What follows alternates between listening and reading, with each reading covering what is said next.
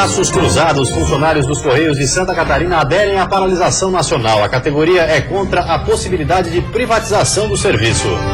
A apuração dos fatos, as informações sobre a perícia na maior tragédia rodoviária de Santa Catarina. Mais de 50 pessoas morreram depois que o ônibus de turismo caiu numa ribanceira na Serra Dona Francisca. Outra tragédia nas estradas. Caminhão cai no Rio do Peixe, na BR-282, no meio oeste. 4 pessoas que estavam no veículo morreram. A expectativa dos times catarinenses para os jogos de hoje à noite pela Copa do Brasil. Em Santa Catarina, da maior regata de volta ao mundo.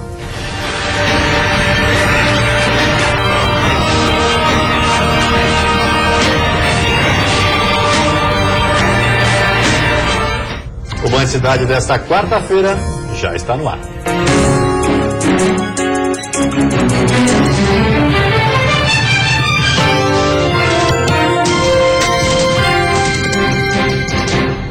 Olá, boa noite.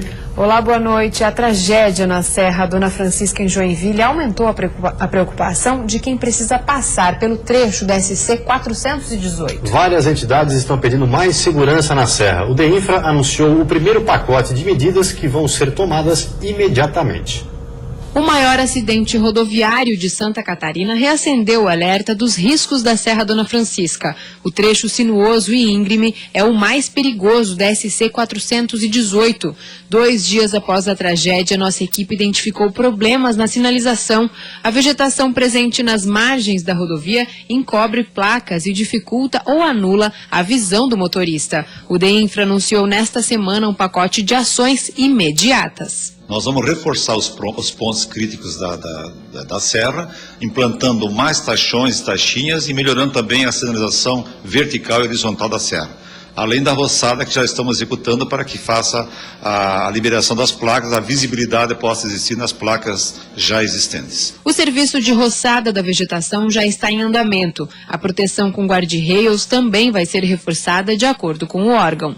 A equipe do DEINFRA veio a Joinville hoje para vistoriar a Serra Dona Francisca. A previsão é que as medidas imediatas anunciadas comecem a ser implantadas a partir da próxima semana. A Câmara de Dirigentes Lojistas de Joinville quer medidas mais efetivas e publicou uma nota em que pede providências emergenciais, como as áreas de escape nas 3 curvas da serra consideradas as mais perigosas. A nossa sugestão é que naqueles 3 pontos nós criamos uma caixa de escape com provavelmente brita, onde o veículo, onde a energia dinâmica, né, energia cinética do veículo que desce, seja caminhão, ônibus, o que for, seja amortecida, absorvida por essa caixa de brita. Segundo o superintendente do DEINFRA, a construção de áreas de escape está em estudo, mas não há previsão de implantação.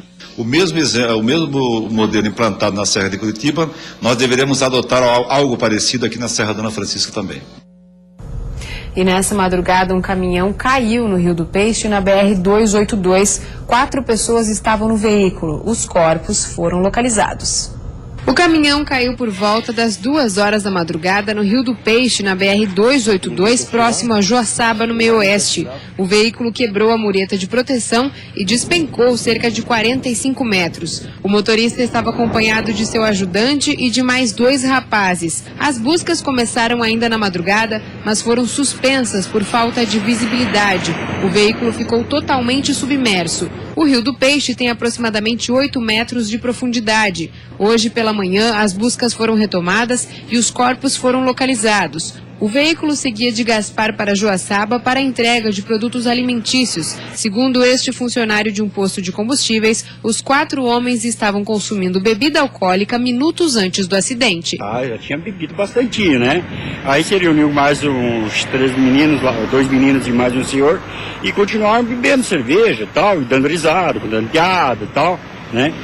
E umas horas, 1 da manhã, né? Hoje à tarde, o DENIT esteve no local para analisar as condições da ponte para a retirada do caminhão. A responsabilidade do DENIT nesse momento é garantir que a estrutura da ponte seja preservada. Existem condições de tirar com segurança, sim. De acordo com o proprietário de uma empresa de guinchos, a operação de retirada é arriscada. Como o vão livre é bastante grande, precisa algum órgão competente ou alguém, um engenheiro civil que se responsabilize que dê um atestado de que a ponte vai aguentar e suportar a pressão que vai exercer nos estabilizadores no lado de trabalho. Nós temos linhas de investigação, que uma aponta para o consumo de bebida alcoólica, e também a possibilidade de algum assalto, alguma coisa do gênero, tendo em vista que informações apontam para que o condutor estivesse dando carona para outros masculinos. Durante a busca pelos corpos, outro acidente aconteceu na BR-282. 2 caminhões colidiram de frente após uma ultrapassagem proibida. Um dos motoristas ficou preso nas ferragens e foi socorrido pelos bombeiros.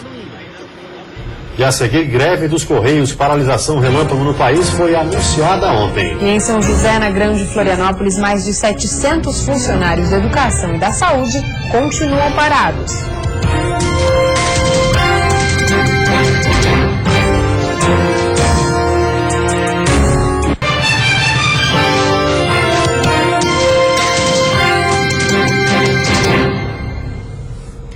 E voltamos a falar sobre a maior tragédia rodoviária de Santa Catarina. A Polícia do Paraná vai prestar apoio às investigações. O motorista e dono da empresa respondia a 2 processos por delitos cometidos no trânsito.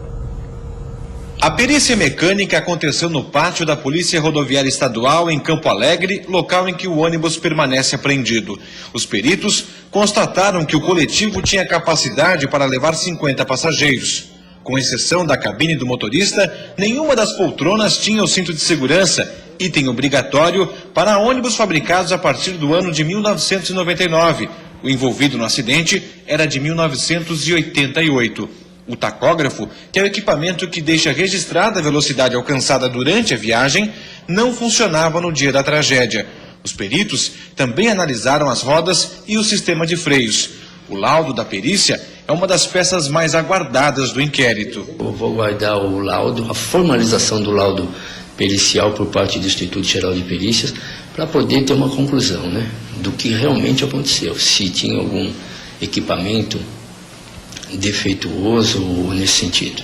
A Polícia Civil ouviu 3 sobreviventes que estão internados. Os depoimentos apontam até agora uma falha no sistema de freios durante a descida da serra. O delegado responsável pelas investigações pediu apoio da Polícia Civil Paranaense. Através de carta precatória, ele solicitou documentos como comprovantes de revisão e autorização para o transporte de passageiros. A polícia também investiga possíveis sócios da empresa Costa e Mar Turismo. O motorista Sérgio Antônio da Costa, de 47 anos, morto no acidente, respondia a 2 processos criminais. O primeiro é de 2012, quando atropelou uma idosa de 81 anos que não resistiu aos ferimentos e morreu. O segundo é de 2013, quando foi detido por embriaguez ao volante em Santa Catarina. O IML também realizou um exame toxicológico, que vai apontar se ele estava sob efeito de alguma substância enquanto dirigia na hora do acidente. Todos os exames que ficam a cargo agora é a parte médica do Instituto Médico Legal, Nós aguardamos uma gama de laudos aí, E estamos esperando que eles venham aos autos para a gente poder chegar a alguma conclusão. 6 sobreviventes continuam internados em hospitais da região. O pequeno Arthur, de 1 ano, permanece na UTI do Hospital Infantil. Ele foi um dos primeiros a ser socorrido. O pai, que não estava na viagem, postou nas redes sociais um recado sobre a evolução do quadro clínico da criança. No raio-x apareceu que ele está com uma fratura na coluna, na região do pescoço. E hoje eu vim, graças a Deus, tirar o colarzinho do pescoço dele. Ele está mexendo as perninhas, as mãos, não tem mais risco.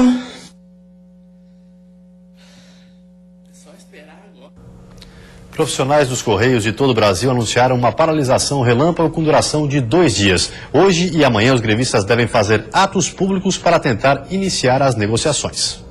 O secretário-geral do Sindicato dos Trabalhadores dos Correios explica que a campanha não é salarial, e sim por melhores condições de trabalho.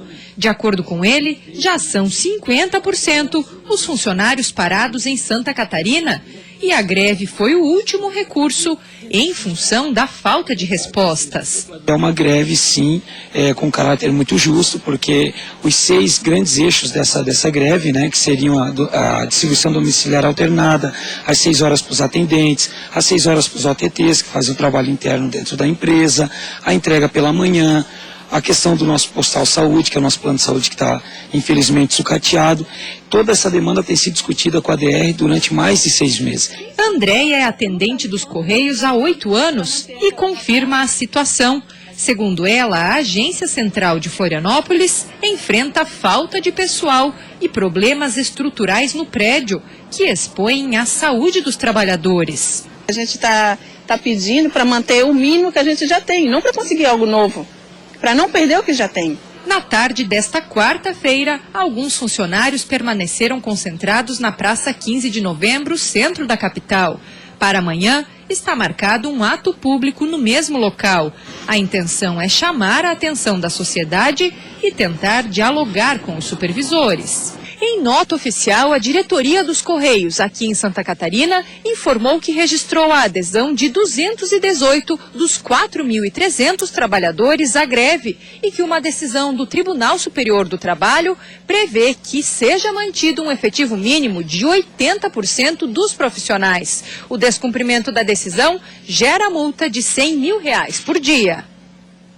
E a greve dos servidores municipais de São José, na Grande Florianópolis, ainda está mantida. Ao todo, mais de 700 funcionários da educação e da saúde estão parados. A categoria aguarda um comunicado da Prefeitura da cidade sobre o reajuste da remuneração dos trabalhadores. Em nota, a Prefeitura garante a reposição da inflação na data base de 1º de maio, que beneficia todos os servidores municipais. A Prefeitura reforça ainda que mantém os canais abertos com os servidores e pede sensibilização do sindicato para que não deixe de atender os serviços públicos oferecidos à população. Na educação das 32 creches, 56,25% estão funcionando totalmente, 31,25% parcialmente e 12,5% paradas. Já nas escolas, 44% estão funcionando normalmente, 48% parcialmente e 8% paradas. Na saúde, quase 100% dos servidores estão mantidos. Na infraestrutura e o serviço ao cidadão, as atividades seguem mantidas. A Justiça concedeu a liminar que pede a suspensão do contrato da empresa Gabi Produções com a Prefeitura de Lages para a realização da Festa do Pinhão. A empresa Gabi Produções vinha sendo investigada pelo Ministério Público e, em decisão desta quarta-feira, a Justiça acatou o pedido do Ministério Público pedindo a suspensão do contrato de licitação. A empresa tinha o direito de organizar e realizar a Festa do Pinhão por 5 anos, sendo responsável pela contratação de shows, estrutura e venda de estandes no Parque Conta Dinheiro. Com a nova decisão, a festa, que é uma das mais tradicionais do estado, terá que cancelar a licitação. A assessoria de imprensa da Prefeitura informou que o prefeito de Lages, Tony Duarte, se encontra em Brasília. Ele deve chegar na tarde desta quinta-feira para se reunir com o colegiado e decidir como deve acontecer a Festa do Pinhão este ano. E veja, depois do intervalo, os barcos da Volvo Ocean Race saíram ontem da Nova Zelândia e devem começar a chegar em Santa Catarina no dia 3 de abril. E ainda Figueirense, Criciúma e Chapecoense entram em campo hoje à noite pela Copa do Brasil, bem longe das torcidas.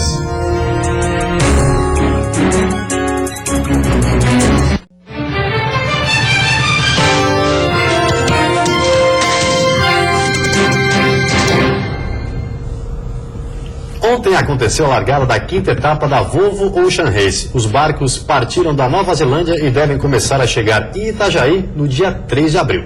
Depois de 3 dias de atraso por causa de um ciclone no Oceano Pacífico, finalmente os barcos partiram de Auckland, com destino a Itajaí.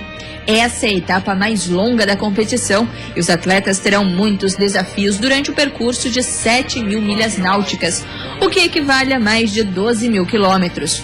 Mesmo com o pior ficando para trás, os competidores ainda terão que enfrentar ondas gigantes e os ventos fortes e gelados dos mares do sul. Assim mesmo, essa é a etapa mais aguardada pelos tripulantes, que passarão por lugares como Cabo Horn, onde as ondas podem chegar a 30 metros de altura.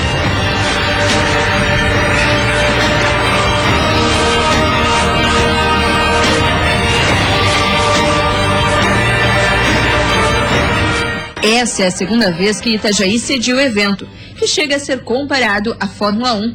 Enquanto os barcos não chegam, a cidade segue nos preparativos finais. Para auxiliar durante o evento, voluntários serão capacitados por uma universidade. Já são mais de 300 inscrições. Quem tiver interesse, ainda dá tempo de participar. Convidamos a comunidade a participar, é uma experiência muito interessante, muito bacana. A nossa experiência de 2012 foi fantástica, os alunos, a comunidade adorou participar do trabalho voluntário. Esperamos repetir o êxito. A preparação aqui na Vila da Regata está em ritmo acelerado. No sábado, chegam as estruturas que foram utilizadas em Sanya, na China. E na terça-feira começa toda a montagem desse espaço aqui na Vila da Regata. Se aqui está tudo indo como o planejado, como será que o comércio de Itajaí se organizou para esse evento? Não é de hoje que o comércio se prepara. O foco é o bom atendimento. Para isso, os profissionais recebem capacitação. Uma delas são os cursos de inglês e espanhol. Isso é extremamente importante para nós que estamos numa cidade que recebe muito turista de fora, ter o nosso funcionário do comércio preparado para o atendimento numa segunda língua. Então, desde a primeira edição da Volvo, foi organizado e está sendo organizado vários treinamentos junto com o Senac, na parte, principalmente do inglês e do espanhol, que são duas línguas que a gente tem muita frequência aqui. Agora falta pouco, apenas 2 semanas para que os primeiros barcos comecem a chegar a Itajaí.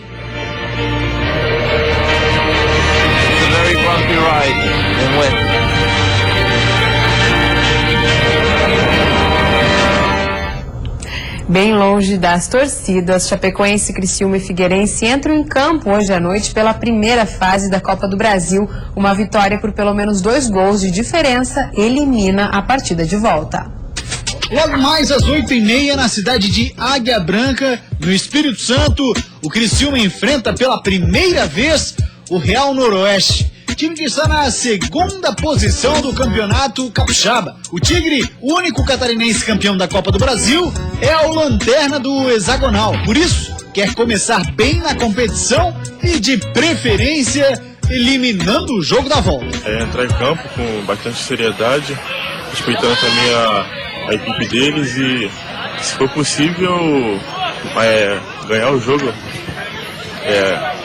Botar a classificação no primeiro jogo e não ter o segundo jogo é mais importante que isso, e que possa também mostrar nossa qualidade também dentro do campo. No mesmo horário, em Porto Nacional, no Tocantins, a Chapecoense pega o Interporto. O Verdão do Oeste, segundo colocado no hexagonal, vai ter várias modificações para esse jogo. Pelo menos 3 titulares não entram em campo: Wilson, Richarlison e Apodi. Mais tarde, às 9h30, em Manaus, é a vez do Figueira, que joga com o Princesa de Solimões, time que está invicto no Campeonato Amazonense, com 2 vitórias e 1 empate. O técnico Argel Fux vai ser obrigado a fazer modificações, principalmente em função dos desfalques de Mazola, Thiago Heleno e França. Nem passa pela nossa cabeça não ter o segundo jogo. Então a gente sabe da dificuldade que é a Copa do Brasil. Então nós vamos aqui com humildade, com seriedade, respeitando o adversário e jogar futebol.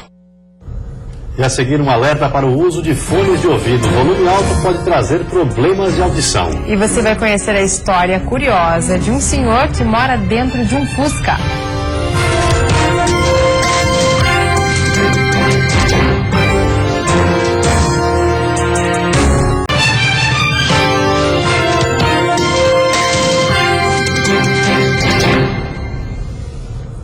O governador Raimundo Colombo e o vice Eduardo Pinho Moreira se reuniram com membros do governo para discutir os gastos públicos e o avanço das obras no estado.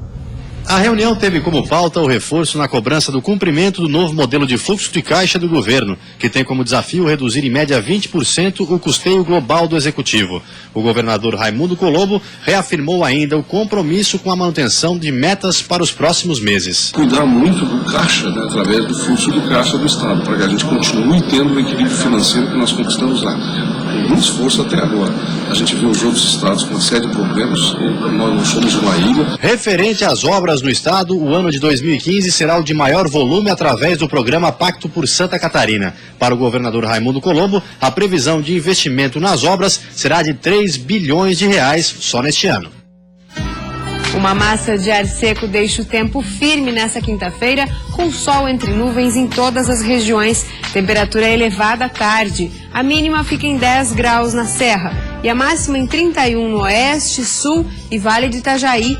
No Planalto Norte, mínima de 14 e máxima de 26 graus. Na Grande Florianópolis e Litoral Norte, máximas entre 29 e 30 graus.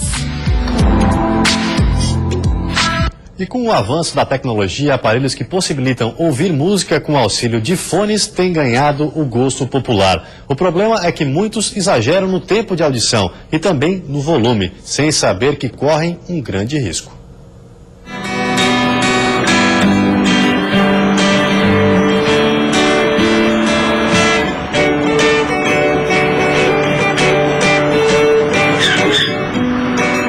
Levi trabalha hoje com produção musical, mas durante 10 anos esteve exposto ao barulho enquanto fazia suas apresentações em uma banda semanalmente. Hoje ele percebe os efeitos dessa exposição. Acredito que perde um pouco a sensibilidade, né? Durante todo esse tempo exposto, você acaba percebendo no decorrer do dia a dia que você não tem mais, né, essa sensibilidade toda para perceber. Às vezes alguém te chama, às vezes você escuta um barulho na rua, teu cachorro faz um barulho e você nem percebeu que ele estava ali no ladinho, né? Então acredito que é muito importante ter cuidado em relação a esse excesso de exposição, né? Até mesmo no fone de ouvido do celular que você tem em casa, não exagerar muito, porque com certeza perde um pouquinho da sensibilidade. E quem gosta de usar fones para ouvir música alta também corre um grave risco. De acordo com a Organização Mundial da Saúde, 1 bilhão de pessoas com idade entre 12 e 35 anos podem sofrer com problemas de surdez por não tomar cuidado durante a audição. Esse otorrino explica que o problema está na proximidade e no tempo exposto ao ruído. Em teoria, recomenda-se que, usando algum dispositivo como fone de ouvido, você não ultrapasse a metade do volume do aparelho, ou 50%. E que, pelo menos a cada 2 ou 3 horas, você faça uma pausa para o ouvido não ficar sob estresse contínuo. Se possível for, a pessoa que está usando o fone ainda deveria interagir com os outros que estão ao redor. Então, se você está ouvindo o que o outro está escutando no fone, certamente aquele ruído é prejudicial. Estar atento às sensações após ficar exposto ao barulho são fundamentais para identificar algum problema. Zumbido, sensação de abafamento e, em alguns casos, até mesmo tontura, podem indicar que o ouvido está prejudicado. O recomendado mesmo é moderação. Exagerar hoje pode significar ouvir menos ou absolutamente nada amanhã.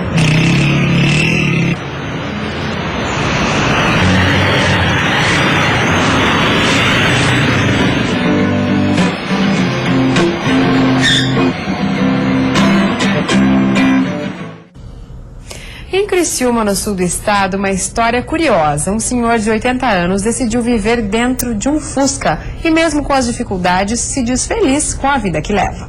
Manuel João Rodrigues tem 80 anos e, como ele mesmo diz, muito bem vividos. Mecânico durante toda a vida, ele mora há 2 anos no próprio Fusquinha 79. O carro permanece no pátio de um posto de combustíveis que está abandonado. Ele chegou ao local funcionando, mas depois que seu Manuel desmontou o automóvel para ajudar um amigo, o motor e outras peças do Fusquinha foram roubadas. A partir daí, só mesmo a bicicleta para auxiliar o senhor de 80 anos nos deslocamentos. A renda do seu Manuel é de uma aposentadoria e, mesmo com tantas dificuldades, o mecânico se diz feliz pela vida que leva. Minha preocupação sempre foi cuidar da saúde. A saúde estando boa, o resto eu deito e rolo. O senhor é feliz? Ah, sou. Não tenho nenhum tipo de preocupação assim, desgosto, as coisas, como muita gente tem gente que diz que tem um desgosto com a vida, e eu não tenho desgosto com a vida. A maior parte do tempo, o seu Manuel passa ao lado do veículo, onde ainda trabalha como mecânico. Mas o seu Manequinha, como é conhecido, faz questão de dizer que não é qualquer serviço que ele aceita fazer. Só que eu escolho muito, né? Não entra em qualquer banca, né? Sempre sonhando e ainda dá a volta por cima ainda, né? Seu Manuel tem 3 filhos e decidiu morar no carro depois de uma separação não muito amigável. Mas o idoso não reclama das dificuldades e diz ter muitos amigos. E para os momentos de solidão, o velho violão, mesmo desafinado, é o melhor companheiro.